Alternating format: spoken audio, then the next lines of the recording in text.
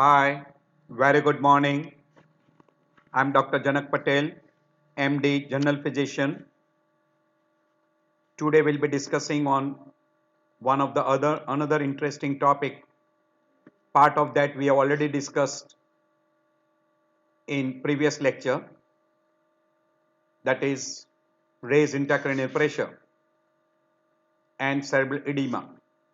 So, as the consequences of raised intracranial pressure, you get the shift of the brain, which we label that as cerebral herniation. So we'll be discussing that in little more detail, may be helpful to you sometime in your everyday practice. And particularly in your everyday practice, if you pick them early, if you treat them early, you will give good results.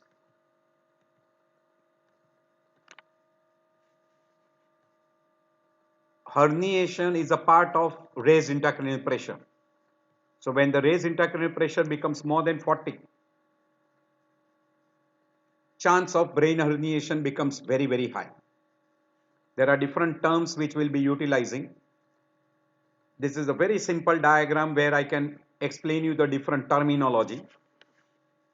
Means if there is any pathology which is above the tentorium cerebelli, we call supratentorial terms we use, and anything below that we call as infratentorial.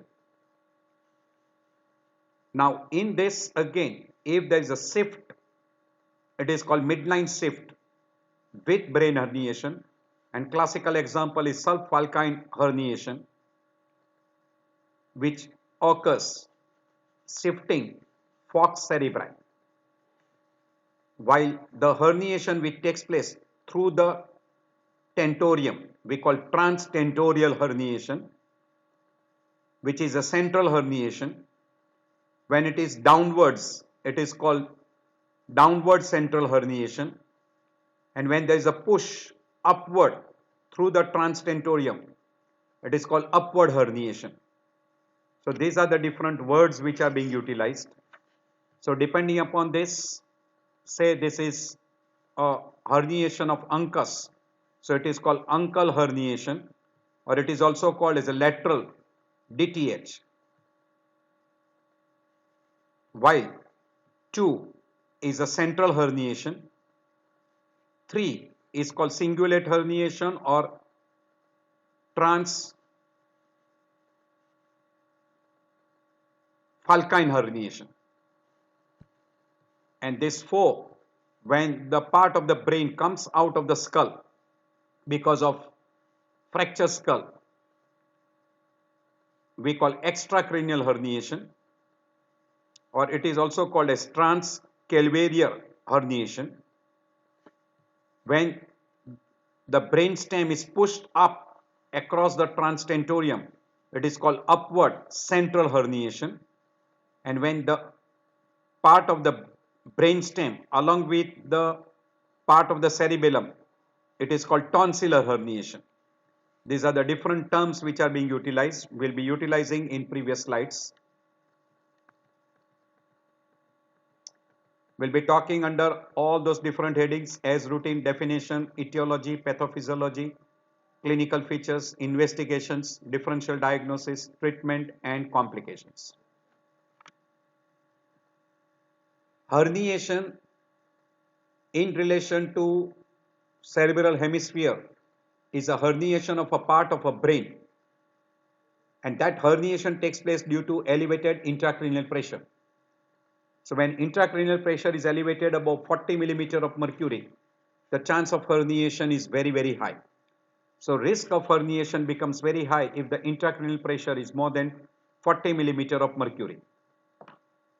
Very rarely herniation can occur at a lower intracranial pressure. If there is an elevated intracranial pressure with mass lesion, this can be seen where intracranial pressure may not be 40, but still because of the mass, and if the mass is of a very big size, even with a slight elevation of intracranial pressure, you can have herniation. So elevated intracranial pressure will impair cerebral perfusion because of decrease in cerebral perfusion pressure, as well as because of herniation also there will be compromise in anterior cerebral artery or posterior cerebral artery perfusion. As this is a tight compartment, so herniation is also labeled as compartment syndrome of head. So this is another term which can be utilized for cerebral herniation. So we'll be going through some of the terminology. Whenever the herniation occurs above the tentorium, we call supratentorial herniation. Where we use one word, we call cingulate herniation or subfalcine herniation or transfalcine herniation. That is below the falx cerebri. So it is called cingulate herniation or subfalcine herniation. While if it is downward, this is because of the shift across the falx cerebri. But when it is through the tentorium cerebelli, it is called uncal herniation, which is lateral shift, which is also called as descending transtentorial herniation, short form we call DTH, or downward transtentorial herniation, and that is shortly called DTH. And as it is a lateral part, in the lateral part of the transtentorial, it is called lateral DTH. While if the central part of the brainstem is pushed down, which will damage your pyramidal tract, ascending tracts and descending tracts, then it is called central DTH, that is central descending transtentorial herniation. There is also one word which is being utilized, is transcalvarial herniation, where because of increased pressure above the tentorium, and if there is a gap in the skull because of the fractured skull in case of a severe head injury, that is also called as extracranial herniation because the part of the brain tissue comes out of the skull cavity, so it is called extracranial herniation, or also called as a transcalvarial herniation. And tectal is a posterior part which can herniate through the supratentorial portion, that is called tectal herniation. While below the tentorium, that is tentorium cerebelli, if there is a mass lesion below the tentorium, either in the brainstem or in the cerebellum, by and large it is in the cerebellum, which will push the portion of the brainstem upward, then it is called upward cerebellar or upward transtentorial herniation. And if it is pushed down, it is called tonsillar herniation, where the part of the cerebellum along with the brainstem is pushed down through foramen magnum, then it is called tonsillar herniation. And both these herniation are lethal. There is another odd variety of herniation called transsellar herniation, or also called as Eller herniation or sphenoidal herniation, which is quite rare. Most common variety is subfalcine herniation. So you can call this cingulate herniation or subfalcine herniation or transfalcal herniation. That is the most common variety. And second is descending transtentorial herniation, or short form we call DTH, which can be uncal herniation or central herniation. Indirectly, these are both supratentorial herniation. While rare variety, usually it can be posterior fossa herniation, which we have already told you, upward herniation or ascending transtentorial herniation or tonsillar herniation. That is another common, but not so common. And transsellar herniation. Rare variety, transdural, transcranial herniation, and brain can be displaced along the sphenoidal wing, and that name is given sphenoidal herniation, Eller herniation, or transsellar herniation. Those are rare conditions, rare groups. So this is subfalcine, is also called cingulate herniation. So it is below the falx cerebri, and this is very frequently associated with shift of falx cerebri, while central herniation will be pushing of the brainstem through transtentorium, and that will be again because of pathophysiology above the tentorium. And if the uncus part of the brain, which is lateral part, so laterally if you get that, then it is called descending transtentorial herniation or uncal herniation or lateral DTH. And if the central part is only herniating, it will be central part. While any pathophysiology which is below the transtentorium or tentorium cerebelli, it can push the brainstem upward or it can push the brainstem downward along with the cerebellar portion. Then it is called upward cerebellar herniation or downward cerebellar herniation or cerebellar tonsillar herniation. These are all the different terms which you can be utilizing in different chapters. So together we label that as herniation syndromes. So it is uncal herniation, which is a lateral herniation, lateral part of the brainstem along with uncus part is herniating through the transtentorium, while when the central part is herniating, that is the brainstem part, upper part of the midbrain or pons part is herniating through the transtentorium, then it is called central herniation.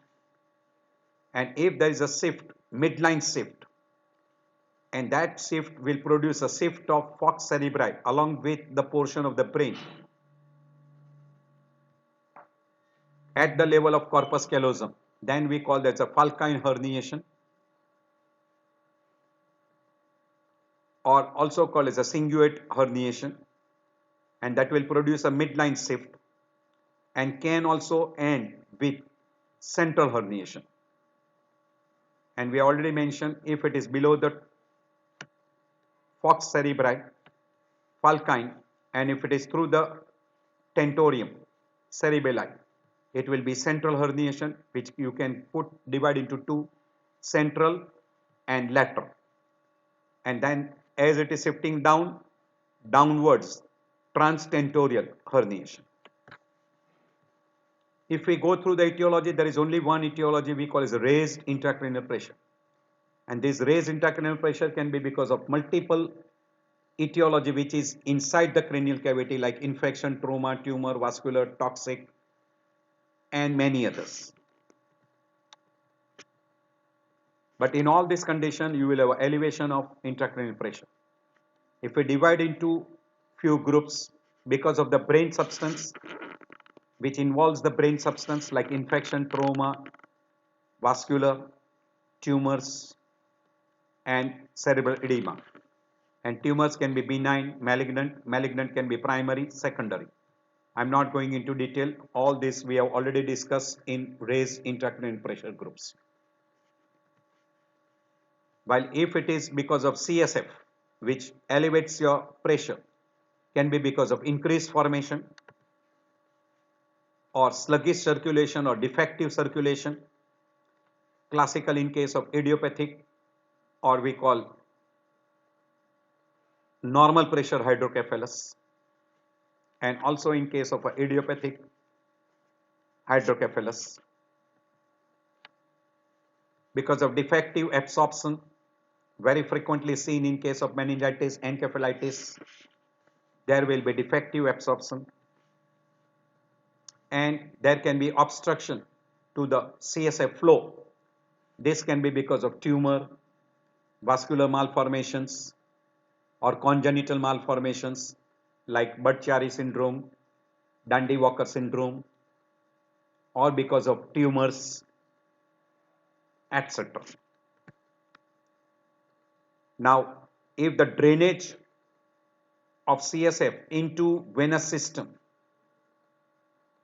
can be decreased, and that will decrease the reabsorption of CSF into the venous side because of venous thrombosis. Classical example, superior sagittal sinus thrombosis, superficial cortical vein thrombosis, or even occlusion of superior vena cava, or even internal jugular vein thrombosis, occlusion of internal jugular vein, and also it can occur because of heart, that is because of raised pressure in the right atrium.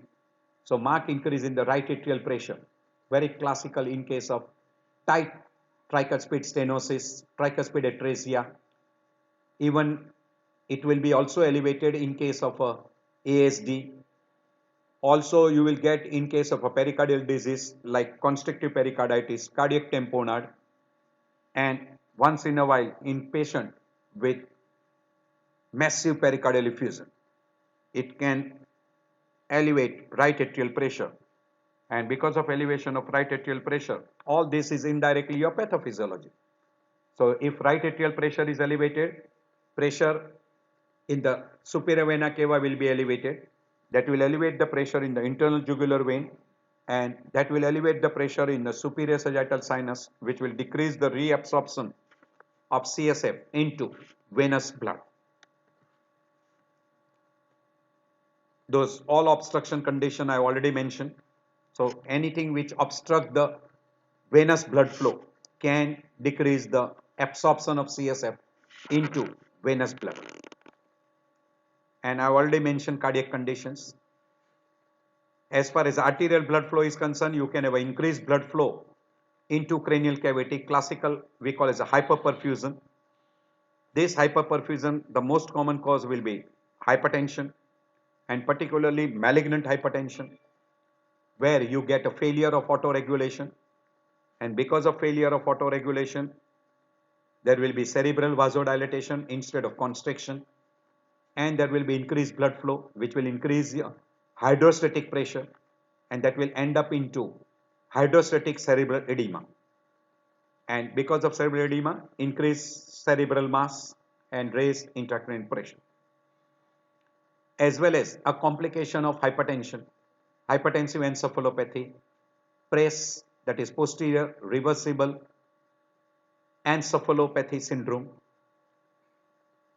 or RCVS, that is reversible cerebral vasoconstriction syndrome. All this condition will produce cerebral edema, and that will increase cerebral mass. Also in case of a hypoxia or hypercarbia or acidosis, it will alter the blood flow by producing vasodilatation. There will be increased blood flow, and opposite of that, if there is a severe hypotension and shock stage, there will be hypoperfusion. Because of hypoperfusion, decreased blood flow, ischemia, and can end up with necrosis and can produce cerebral edema. So classical example of that will be shock stage. Hypovolemic shock will be classical example, which can be hypovolemic or hemorrhagic shock. So if we go through the pathophysiology, indirectly this is a repetition of a pathophysiology which we have discussed in intracranial pressure. So because of raised intracranial pressure, brain will swell. So brain swelling itself will elevate the intracranial pressure, or because of excess of blood. So brain will swell very frequently because of cerebral edema, or because of SOL, which can be because of brain tissue itself like tumor, or maybe because of other than brain tissue like abscess, hematoma.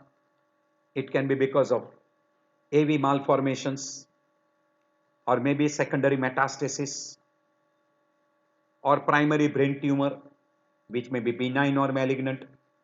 Benign are usually we call gliomas or meningiomas, or as far as malignant tumor is concerned, astrocytomas, gliomas, those can be malignant tumors, and that will occupy the space, and that will increase your intracranial pressure. I've already discussed just now regarding excess of blood flow in case of hypertensive encephalopathy, hypertensive complications like malignant hypertension, PRES, RCVS, etc., or CSF accumulation due to increased formation, sluggish circulation, decreased absorption, or if there is a blockage. All this we have discussed. So because of all these three mechanisms, maybe purely brain, or maybe because of increase in the brain mass, or because of excessive blood flow, or because of excessive CSF accumulation, intracranial pressure will be elevated.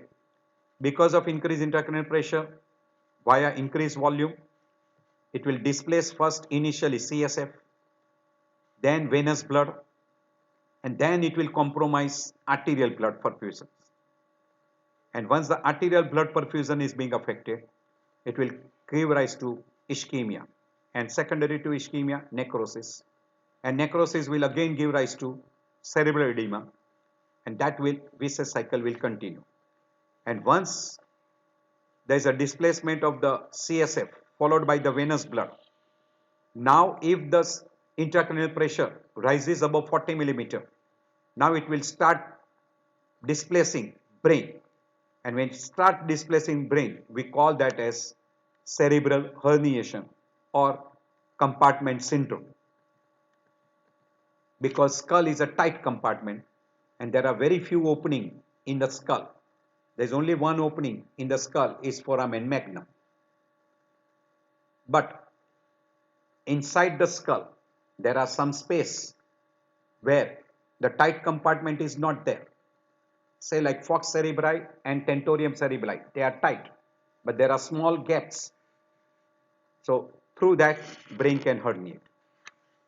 So cerebral edema, increased water content, increase in the size of the brain, occupies the space more. So it will displace CSF, it will displace venous blood, compromise little amount of venous blood. Initially there will be compensation, later on there will be decrease in compensation, and then person will have a decompensation. Now your intracranial pressure will start rising. There will be shift of the brain, we call it a herniation, and that will start producing neurological symptoms and signs. And once there is a compression of the brain stem, particularly medulla and pons part, you will have disturbances in blood pressure, pulse, respiration. And when there is a tonsillar herniation, you will have a compression of a medulla where cardiorespiratory center is there, and person can develop cardiorespiratory arrest and finally death. And that is we call as tonsillar herniation, which occurs through foramen magnum. But there is only one way out. So this is a simple diagram showing you, this is in a normal person. There are three compartments: blood, which can be venous blood and arterial blood, CSF compartment, and brain. Brain occupies 80% of the space. 10% is by venous blood and arterial blood. 10% is by CSF.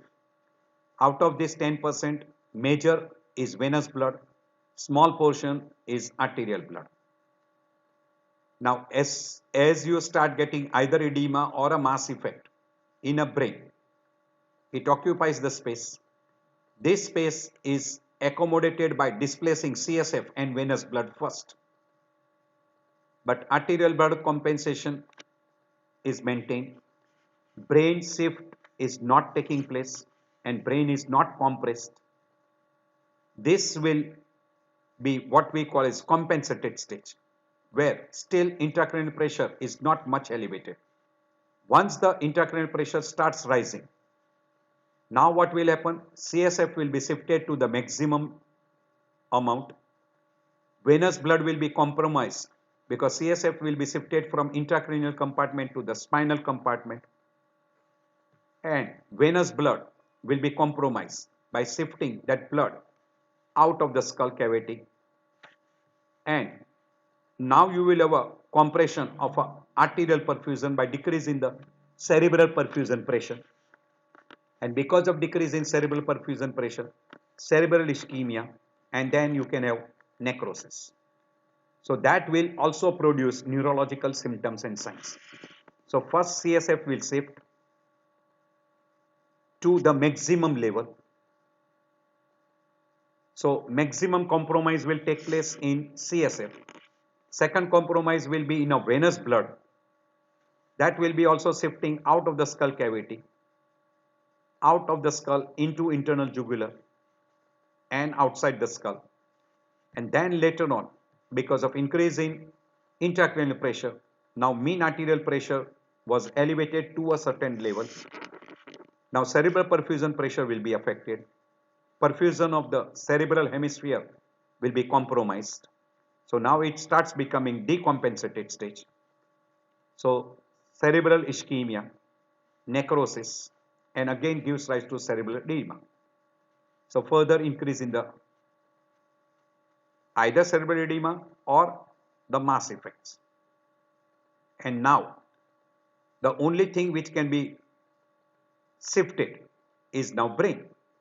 And now at this stage, if the brain starts shifting, we call that as cerebral herniation. This is how exactly it happens. Now, because of the primary injury, we call that as a primary symptoms and signs. Say a person has got infection, trauma, tumor, vascular involving one part of the brain. So that will be primary. So maybe a head injury also. So that will produce a tissue damage at the site of damage. So you will have those symptoms and signs. In that tissue, you will have edema, and because of secondary to edema, increase in the cerebral mass. And now what it will do? It will increase the intracranial pressure. And secondary to increase intracranial pressure, you will have a vasoconstriction because of decrease in perfusion, cerebral ischemia, increased systemic vasoconstriction, and this circle will continue. And now you will have damage to other part of the cerebral hemisphere, and that is called secondary injury and compensatory mechanism which is taking place. And during that time you do get the damage to the cerebral hemisphere.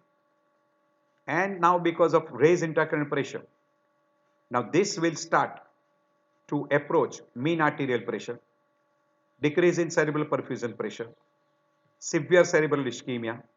Now brain herniation will start, and because of a brain herniation, now you will have a compression of a cranial nerves, brain stem, stretching of brain stem, compression of brain stem, etc. And that will start producing further increase in symptoms and signs. And it will be affecting when the brain stem, particularly the lower part of the pons and medulla, starts shifting. You will have a compression of those structures. You will have a cardiac center, respiratory center being affected. Your blood pressure will be affected, pulse will be affected, respiration will be affected, and in the end, you will have a respiratory arrest and cardiac arrest, and person will have brain death. So, primary process, cerebral edema, raise intracranial volume, and that will end into compression of first initially shift of CSF, followed by compression of vein, compression of ventricle, and venous sinuses. This we call as a compensation. And then you will have a compromise as far as artery is concerned in the form of decreased perfusion pressure, brain ischemia, and later on it will end up into infarct, as well as now you will have a shift of the brain, we call displacement of the brain, and that we call as a herniation. Cingulate herniation produces a compromise of the anterior cerebral artery perfusion. It is not so lethal. It is either called cingulate herniation or subfalcine herniation. But once you get central herniation because of the raised intracranial pressure, and when uncus compresses on the brain stem, it will compress third cranial nerve, sixth cranial nerve. So you will get finding of third cranial nerve palsy, sixth cranial nerve palsy. And simultaneously there is a compression of the midbrain, compression of the ascending tracts, descending tracts, and it is pushing brainstem down. It is potentially fatal. Further elevation, now you will have a shift of medulla along with tonsillar portion of the cerebellum. So that is called tonsillar herniation, or it's also called pressure cone, or it is also called coning, and it is very, very lethal because it is going to compress the medullary center, and in medullary center you will have cardiac center and respiratory center, and so cardiac portion will be compromised and respiratory compromise will take place. Person will have a effect on respiratory system in the form of abnormal respiration like chain stroke breathing, followed by apneustic breathing, and late stage Bird's breathing and respiratory arrest. And this transtentorial herniation, usually at the level of transtentorial herniation, it will not compromise much amount of tonsillar part. So you will not develop that, it will be in a late stage.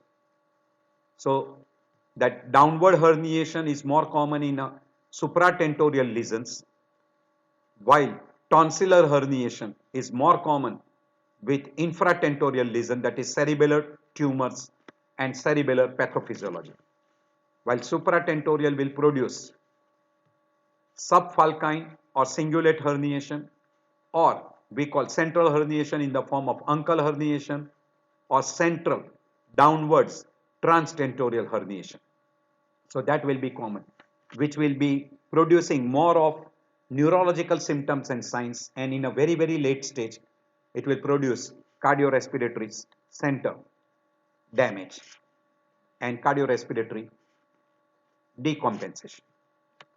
You can see here in subfalcine herniation, it will compress anterior cerebral artery. So anterior cerebral artery will be compressed in that type of herniation. And when you get a downward herniation, particularly in lateral part, that is we call uncal herniation, that will compress posterior cerebral artery, and that posterior cerebral artery will produce damage to cerebellum, damage to midbrain, pons and medulla, because it supplies cerebellum, occipital lobe and brainstem. So it will compromise that. It will also compress third cranial nerve and later on sixth cranial nerve. So this will be the symptom signs in case of uncal herniation, and anterior cerebral artery compromise will be in case of a subfalcine or cingulate herniation. And cardiorespiratory center compromise will be in case of a tonsillar herniation. So you will have a compression of medullary part. So this is, you can see the shift of falx cerebri. This will be subfalcine herniation, or we call transverse. And when you get central part herniating through, this is a opening in the tentorium cerebelli, and this is the midbrain portion, and this will be the uncus part. So when that portion herniates, uncal herniation, when this central portion is pushed down, it will be central herniation or central downward transtentorial herniation. And when it becomes very severe enough, then you will have a shift of brainstem downwards, but that is more common with infratentorial lesion. So infratentorial can push this brainstem upward or brainstem downwards. Upward herniation will damage more of midbrain and upper part of pons, while downward herniation will damage more of medulla and lower part of the pons, and that both are dangerous and both are lethal. So central, or we call cerebral perfusion pressure, will depend upon mean arterial pressure, which is compensated because of cerebral ischemia, and will depend upon the intracranial pressure. As intracranial pressure rises, perfusion pressure will be lower, which will give rise to cerebral ischemia and necrosis. And because of cerebral ischemia, Glasgow Coma Scale will deteriorate. Person will have an altered level of consciousness. Because of cerebral edema and cerebral pathophysiology, seizures. And because of raised intracranial pressure, headache, nausea, vomiting, and blood vision. And blood vision is because of papilledema. So because of stretching of meninges, headache and neck pain, and sometimes you can even demonstrate neck rigidity. Vagus nerve will be stimulated. It will produce vomiting and bradycardia. And because of decreased venous return from optic nerve, now you will have a papilledema, and that papilledema will produce blood vision. And when it becomes very severe enough, person can even have loss of vision in that particular eye. By and large, It is bilateral, but in the beginning it can be unilateral also. Now compensation will start as soon as the intracranial pressure is being elevated. First compensation is by shift of CSF from intracranial cavity into the spinal space. Second compensation will be compensation by decreasing the venous flow. So venous blood is being shifted out, pushed out. Venous system is compressed, and that is going to produce papilledema, and partly it will help to compensate. But still, if the intracranial pressure is still elevated, now you will have a shift of a brain, either transverse shift or central shift. Central shift is through transtentorial. Transverse shift is below the falx cerebri, and that we call as a subfalcine or cingulate herniation. And this will be uncal herniation or central herniation. And if there is a pathophysiology below the tentorium, we call infratentorial pathophysiology, then brainstem can be shifted upward, we call upward herniation or downward herniation. And downward herniation in case of infratentorial is tonsillar herniation. And in children, there is a little one advantage, because still the skull bone has not fused, suture has not fused. So as soon as the pressure is being elevated, the sutures are separated, so there will be earliest finding will be separation of sutures. Because of excessive collection of CSF, you will have a bulging of fontanelles. Eyeball will be pushed down, we call sunset sign. And if you percuss on the skull, you will get a crackpot sign, also called as a McVeigh sign. And because of separation of sutures, accumulation of CSF, and accumulation of or increase in the brain mass, all that increases the head size. So head circumference is also increased. All these are very classical in case of children's or infants, we call, mainly in the newborns and infants. Now if we go through the clinical features, symptoms will depend upon the raised intracranial pressure, and classical symptoms are headache, vomiting and blood vision, and that blood vision is because of papilledema. And once you get compensation, during compensation you will have a signs of raised intracranial pressure and some symptom signs which is telling you that there is a compensation as well as there is a brain is being affected. And once there is a shift of brain, we call herniation, now you will start getting major symptoms and signs of compression of different structures like cranial nerves, brainstem signs, etc. And along with that, depending upon the basic etiology, that is because of either infection, trauma, tumor, or vascular pathophysiology, or because of hypoxia, hypercarbia, acidosis, you will have symptom signs of basic etiology. So we'll have three groups of symptoms: symptom signs of raised intracranial pressure, symptom signs of herniation, and symptom signs of basic etiology. I'll not be discussing on a basic etiology, and in general we have already discussed this in detail in previous, that is raised intracranial pressure.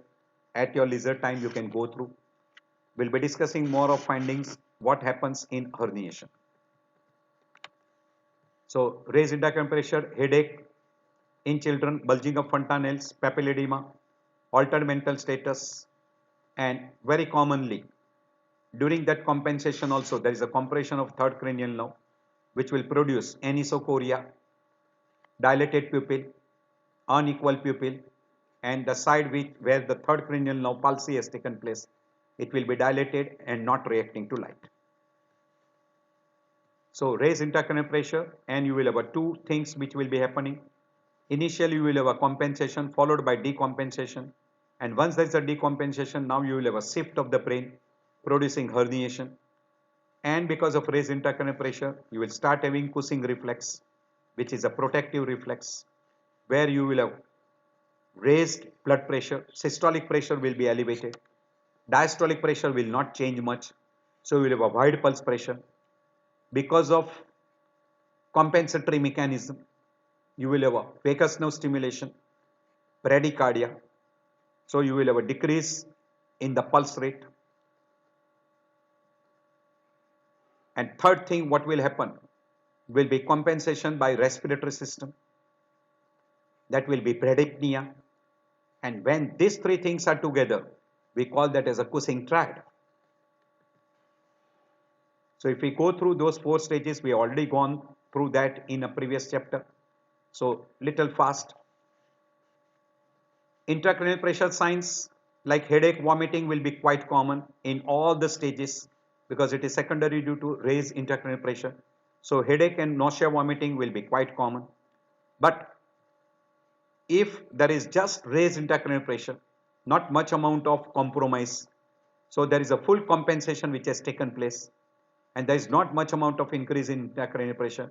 Intracranial pressure is just elevated about 20. Then person is still fully alert, oriented. He will have symptom signs of basic etiology, but vital signs like pulse, blood pressure, respiration is still normal. Pupil is not affected.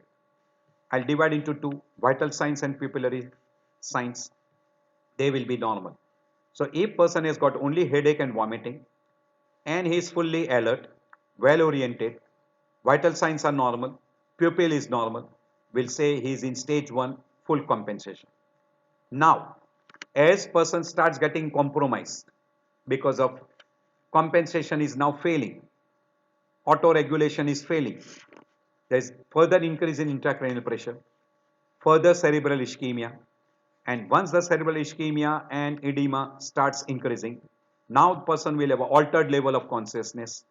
As soon as the person has got altered level of consciousness with the symptom signs of raised intracranial pressure like headache, vomiting, and blurred vision, we'll label that person is entering into stage 2, where level of consciousness is altered. But still compensation is going on. That's why we say that partial compensation, because here now the level of consciousness is altered or it is deteriorating. That's why we say stage 2. Vital signs, that is pulse, blood pressure, respiration, is still maintained. Pupil is still normal. Pupillary response is still normal, not affected. As soon as now you start getting effect on vital signs and pupil, you will call that as stage 3. Now decompensation has started. Compensation has now failed. So person will have a further deterioration in level of consciousness. From a drowsy state, he becomes obtunded or stupor. There will be classical Cushing triad we call. First, initially we get a compensation in the form of a Cushing reflex. And in a form of a Cushing triad, you will have elevation of systolic blood pressure, wide pulse pressure, pulse volume will fall, and respiration will also decrease. So we'll have a bradycardia, bradypnea, and wide pulse pressure. So if we get these three things together, we call that as a Cushing triad, and that is the beginning of decompensation. So person is now entering into decompensated stage. Now because of the compression of the third cranial nerve, you will have abnormal third cranial nerve. So pupil initially may be small and there is a sluggish response to the light. And vomiting will now be more. It will be more of projectile vomiting, and person may have even blurred vision. In stage 4, this is Cushing triad. Don't mistake it for Cushing syndrome. So now in stage 4, already compensation has tried maximum. Decompensation has started, and now herniation starts. And once the herniation starts, further deterioration of level of consciousness, person almost become comatose. Now third cranial nerve is being damaged. Pupil will be dilated and not reacting to light, so we call dilated fixed pupil. Initially ipsilateral followed by bilateral. So initial ipsilateral on the side where there is, that is the side where the compensation has failed. So there is a push herniation on that side. So uncal herniation will be a sign of pupillary dilatation and fixed pupil. So whichever side, suppose my right side pupil is dilated and fixed, so I got a right side uncal herniation. That is the earliest sign. And further herniation now will produce a damage to the different tracts and will develop. Initially, first early stage, you will develop in a motor symptoms, that is decorticate posture. So you will have a flexion of upper limb, and in a decerebrate posture you will have an extension of upper limb and lower limb, and in a very late stage where almost a tonsillar herniation is taking place, you will have a complete flaccidity of all four limbs. This will be very classical in case of a stage 4, and this flaccid is a very bad sign. Decorticate itself also suggests that the person brainstem is getting damaged, and Cushing triad will now start showing you changes. Instead of a wide pulse pressure, there will be narrow pulse pressure. The pulse volume will further deteriorate, will become weak and thready, and respiration now will become Chine-stroke, ataxic, and then later on it will become Bird's breathing with irregular apnea. And in stage 5, cardiorespiratory arrest and death. So very classical. Increased intracranial pressure can result from all these causes. As the intracranial pressure increases, mean arterial pressure will be compromised, and when the intracranial pressure becomes more than mean arterial pressure, now person will start developing cerebral perfusion pressure will be markedly low, compensation will fail now, and you will have a cerebral perfusion will be affected. Heart rate will decrease, irregular respiration, wide pulse pressure, we call that as a Cushing triad.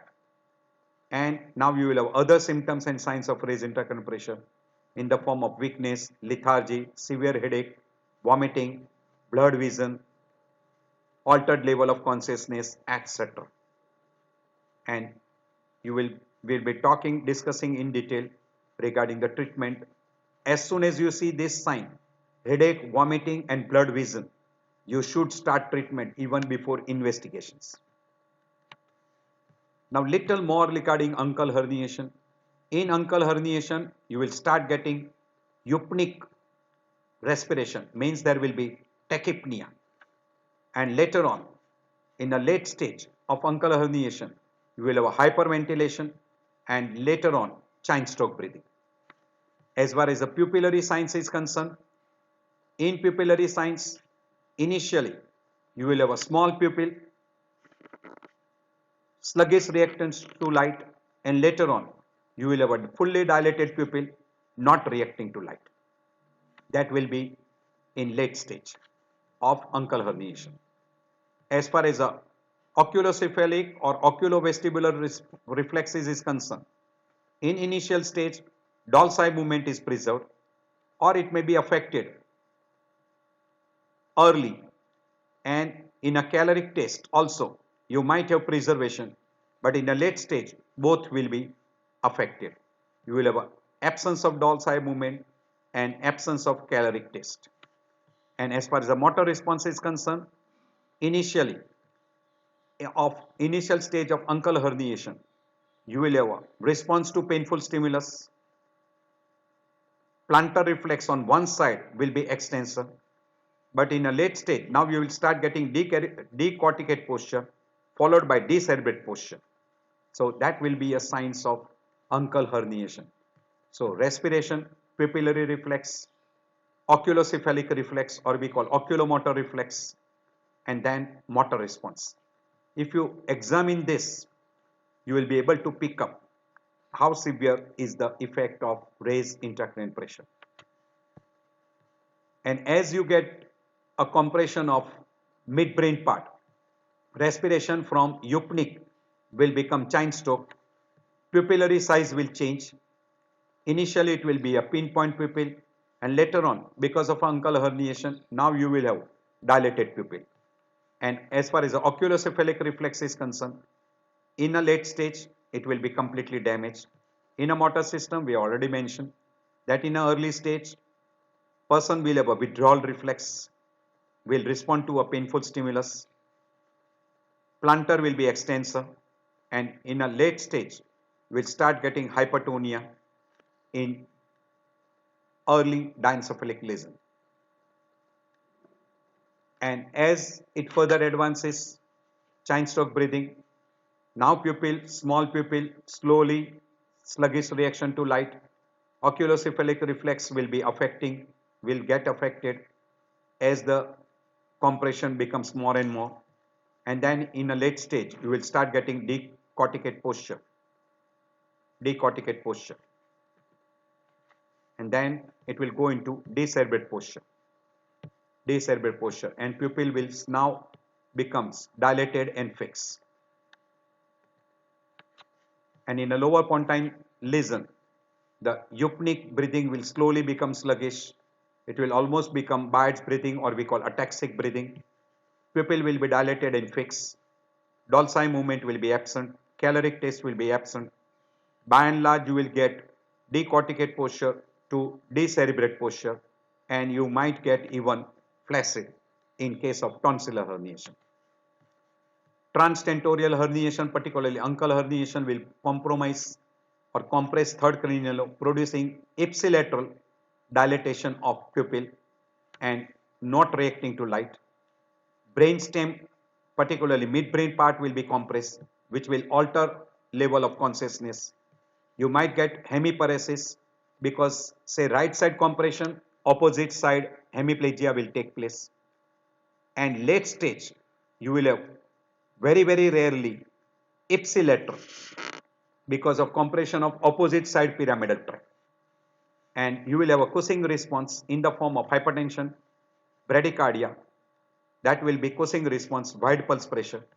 And later on, you will have a compromise as far as respiratory center is concerned, and you will have a respiratory failure.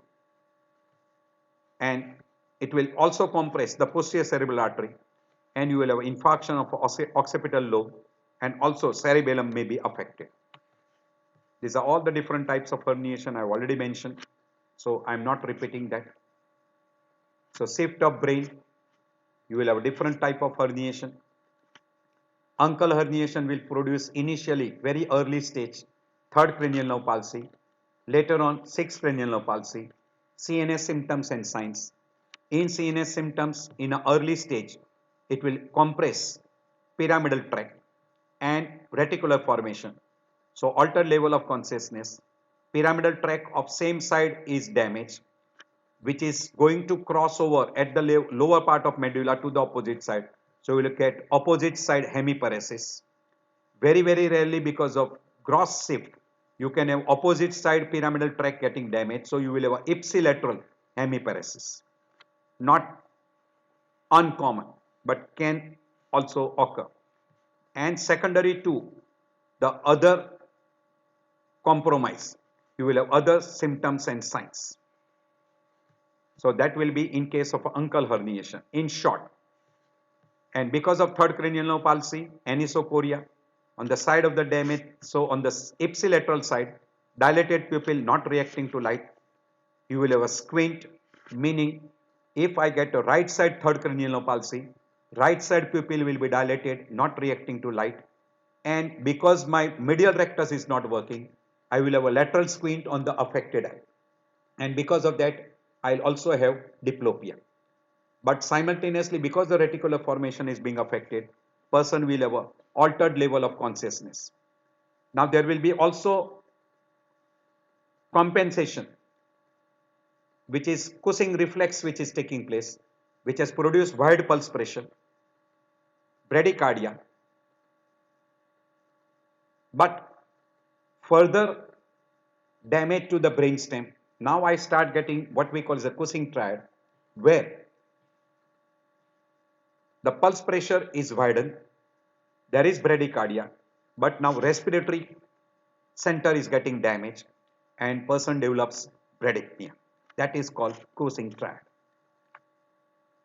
In case of cingulate herniation, that is below the falx cerebri, that will compromise anterior cerebral artery, and because it compromised the anterior cerebral artery, now I got a cerebral cortex getting damaged, and that cerebral cortex is controlling the opposite side of the body, because pyramidal tract crosses at the level of lower part of medulla. So I will have opposite side hemiplegia or opposite side hemiparesis, contralateral. And if I get a central herniation, central downward herniation, then I will have a midbrain being compromised. And in case of a midbrain compromise, I'll start developing symptom signs of a midbrain. First, I'll get third cranial nerve palsy. Depending upon the type of the damage, I will have a reticular formation being damaged, altered level of consciousness, descending tracts will be affected. So I will have a pyramidal tract signs, ascending tracts getting involved. I will have altered level of consciousness, will be quite common in case of central, downward or upward herniation. Upward herniation will be more common in case of a infratentorial pathophysiology, particularly cerebellar tumors or cerebellar hematoma, etc. An extracranial herniation is very commonly following a head injury, where there is a fractured skull and there is a gap in the skull bones. So portion of the brain will come out of the skull cavity. We call extracranial herniation or transcalvaria herniation. And whenever you get a central herniation, more common in case of an infratentorial lesion, and if it involves the lower part of the brainstem, that is medulla, and you get the tonsillar part of the cerebellum also getting herniated, it will compress the medulla, giving rise to respiratory compensation, and then you will have a compression of the respiratory center, and person will start developing initially tachypnea, hyperapnea, then Cheyne-Stokes breathings, apneustic breathing, irregular breathing, and late stage Bard's breathing followed by respiratory arrest, and person can even die. You will have also alteration in a blood pressure. Now slowly systolic blood pressure will fall. So pulse pressure will reduce, pulse volume will reduce, pulse will become 3D, weak 3D, and person can go into cardiac arrest. We already told you regarding pupil, level of consciousness and motor symptoms and signs. All this will be quite common in central herniation, whether downward or upward. Downward is more common with supratentorial and upward is more common with infratentorial lesions. And worst finding you will come across in case of a tonsillar herniation. So I've already discussed almost majority of all different types of herniation. So shift of brain, respiration will be affected. You will find respiratory changes quite common in stage 3 and 4. 5 is the worst. So you will have Cheyne-Stokes breathing because of cortical damage, central herniation in damage to the midbrain. Apneustic breathing will be more common if the pons is getting damaged. Bard's breathing once the medulla gets damaged, and later on you will go into what we call as respiratory arrest. So Cushing triad is consisting of a wide pulse pressure, elevation of systolic blood pressure for a compensatory mechanism, bradycardia, bradypnea. This will be quite common. Then you will have alteration in the pupil. Initially you will have a pinpoint pupil, but dilated pupil will be quite common if you come across the damage in stage 1 and stage 5. But this Cushing triad will be more common, in, this should be stage 3 and 4.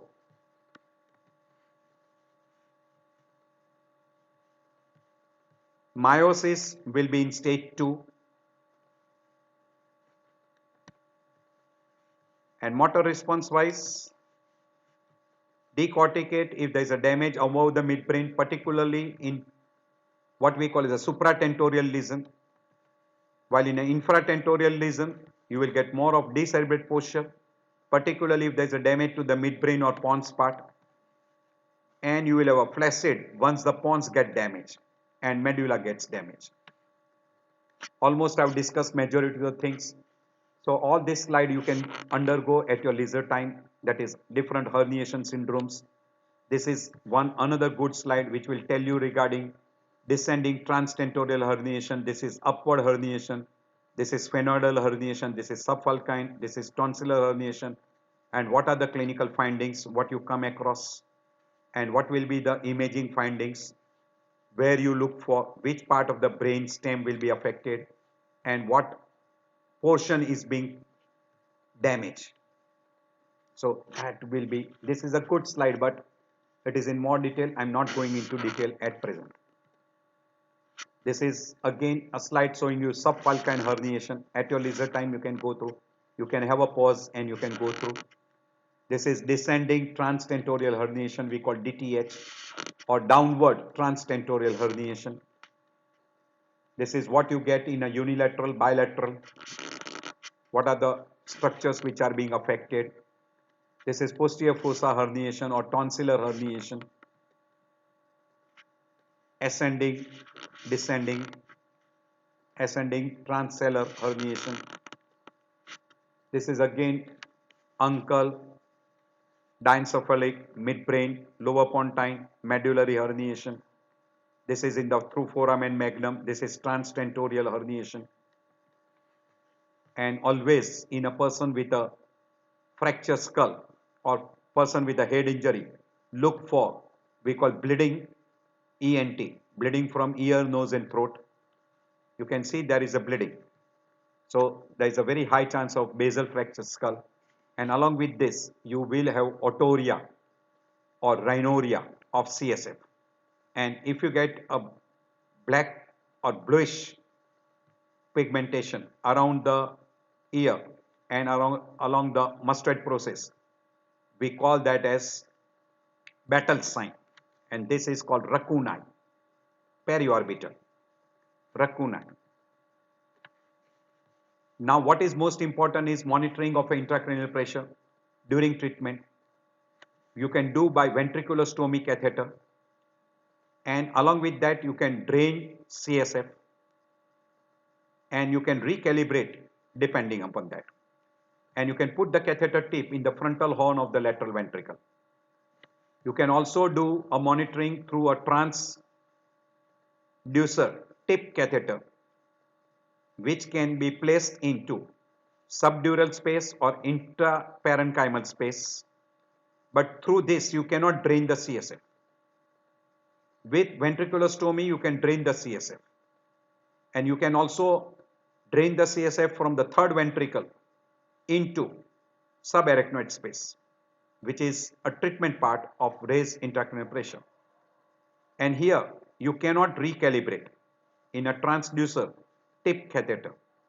You can put in a subdural space, you can put in the ventricular space, and you can put into intraparenchymal. We'll show you that. This is ultrasound. You can utilize for measuring intracranial pressure. When you put this tip into ventricle, this is ventricular pressure recording. When you put it in the parenchyma, this is intraparenchymal recording. And when you put in a subdural space, it is a subdural recording. So this is ventricular recording, this is a parenchymal recording, this is an epidural recording. And this requires invasive technology. This is non-invasive technology. So through a ventriculostomy, intraparenchymal and subdural way of recording. By and large, even before you go for different investigation like CT, MRI, PET-CT, SPECT, etc., or transcranial Doppler, this is a non-invasive and very easily you can identify. But CT and MRI is absolutely necessary to find out the severity of the shift, etc., and herniation you can identify. You can also go for electrophysiological monitoring or evoked potential monitoring can be done if facilities are available. You can see here there is a shift of subfalcine. This is a ventricle. There is a different type of shadow we call hyperechoic shadow or hypodense area, and there is a shift below the falx cerebri. So this is subfalcine or cingulate herniation which has taken place. So try to look for those different types of herniation. This will be showing you uncal herniation. So also you can look for, an expert will be able to tell you much better. I am not an expert, but this is just little hint what can be there. Even ECG will show you a deep T-wave inversion, which is one of the finding in case of an ECG in intracranial hemorrhage, subarachnoid hemorrhage, raised intracranial pressure, etc. will show you generalized STT changes in the form of deep T-wave inversion can be seen in multiple leads. You can see in lead 2, lead 3, AVF, even in lead 1, right from V2 to V6. It is generalized and you can see very deep T-wave inversion. Management part, you will have to manage for herniation. First, you stabilize the person regarding the vital signs, and then you can go for secondary survey. By and large, medical treatment should be started immediately. So you optimize the cerebral blood flow, respiratory care, temperature control, blood pressure control. If person has lost lot of blood, treatment of anemia, seizure control, sedation, analgesic, etc. We want to reduce primary injury as much as possible. And if you reduce primary injury, you reduce a parenchymal damage, you will reduce secondary injury automatically. So as early as possible, you start treating intracranial pressure, you will reduce the severity of primary injury, which will reduce also severity of secondary injury. So that should be our prime aim. So insert the intracranial pressure monitor, and best is ventriculostomy or parenchymal, and look for the intracranial pressure and bring it down as much as possible below 20 millimeter of mercury, so that you maintain cerebral perfusion pressure and reduce the amount of cerebral damage. So you reduce the secondary damage. And for that, head elevation to 30 degree. You can drain the CSF while doing a ventriculostomy. You can go for osmotherapy, that is mannitol or hypertonic saline. Glucocorticoid is indicated only if there is a vasogenic edema due to tumor or abscess. Hyperventilation can also help you to reduce, because you can reduce the PCO2 up to 30, and you can reduce the cerebral blood flow by vasoconstriction, and that will also help in reduction in a elevated intracranial pressure. If mean arterial pressure is dropped down, you can elevate by dopamine or norepinephrine drip and see that cerebral perfusion pressure is maintained above 60. And if all this method does not work out and you come across a second tier therapy, that is refractory elevated intracranial pressure, you might have to go for surgical intervention, that is decompression craniectomy, along with pentobarbital coma, or you can go for hypothermia. This will be the different things. So first, always CSF drainage, sedation. You can go for chemical paralysis, osmotic hyperosmolar therapy, either by using mannitol or hypertonic saline. But while using this, you have to take care that person do not have kidney injury or person do not have any cardiorespiratory problems. You can utilize hyperventilation, that will be another thing. And when resistant intracranial pressure, you can go for hypothermia, you can go for barbiturates and decompression craniectomy. So this is called tier 1, tier 2, tier 3 therapy. At your leisure time you can go through. Steroid you can utilize only in case of mass lesion, particularly if there is a vasogenic edema because of tumor or because of infection, particularly in person with tubercular meningitis you can utilize, and in case of a head injury or tumors. Neutral position is required in all type 1 or tier 1, tier 2, tier 3 therapy. You avoid collar, cervical collar, and see that the central lines are not compromised. Ventilation therapy will be utilized in tier 1. It will be very useful in tier 2 and further benefited in tier 3 therapy. So you can utilize that, but after getting ABG, not without getting ABG. Sodium, because good number of time you get hyponatremia, you can give sodium, particularly hypertonic in tier 1 or tier 2 or during tier 3. Temperature control will be more necessary in case of what we call as early stage tier 1. You try to maintain the normal body temperature, and only in case of tier 3 therapy you can go for hypothermia. You have to maintain a cerebral perfusion pressure, so avoid hypotension, and if any person who has developed hypotension, you can elevate the blood pressure by using inotropes. Sedation will be required if the person is severely agitated. Particularly you can utilize in tier 1, and you can use little more in tier 2 therapy, while barbiturate coma will be utilized in tier 3. Neurosurgical intervention will be more necessary in case of tier 3, but by and large you can also think of doing surgical intervention in tier 2 if intracranial pressure is not lowered by routine treatment. And reduction in a thoracic and abdominal pressure should be done, and particularly you should avoid excessive respiratory support by means of a positive expiratory, that is PEP.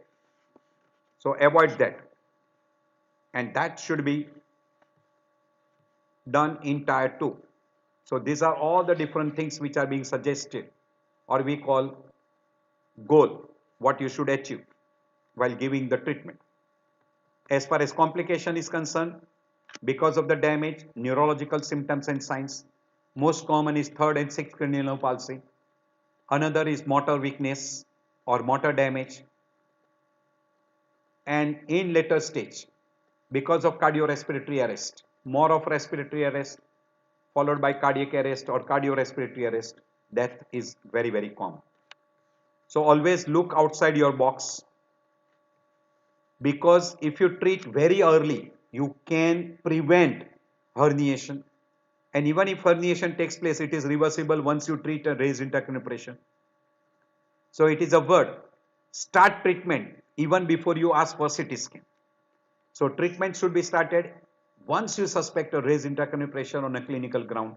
You should start treatment for raised intracranial pressure. So I end my lecture on herniation. I hope this will be helpful to you. If you find this is helpful to you, and if you like this lecture, please don't forget to press button like, give your suggestions. It will be helpful to me to improve my quality as well as the material which you need. So I thank you all for taking out time. I know that your time is valuable, and I appreciate that you have spent some of the time with me. And if you feel this lecture is helpful to you, and if it is helpful to your friends also, you can share with your friends. Yes, once in a while you will see such patient in your everyday practice or in your family or in a community, or when you are doing a private practice or when you are working in an emergency. So if you pick them early, you treat them early, you can prevent morbidity and mortality. So with all those things, I end my lecture here.